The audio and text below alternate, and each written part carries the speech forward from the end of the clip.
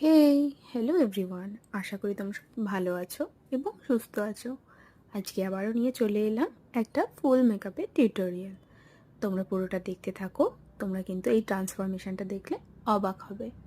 আর পুরোটা ভিডিও কোনো কিছু স্কিপ না করে আমি কিন্তু পুরোটাই ভিডিওটা দিয়েছি, তো প্লিজ তোমরা দেখতে থাকো।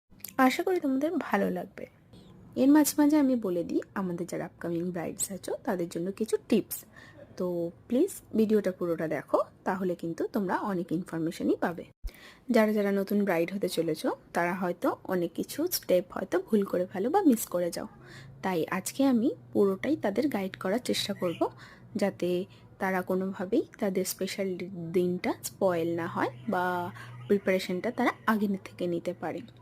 প্রথমেই তোমাদের যেটা করতে হবে সেটা হচ্ছে নিজেদের যত্ন নিতে হবে। জানি অনেক কাজ থাকে একটা বিয়ে বাড়িতে, বাট তাও তোমাদের নিজের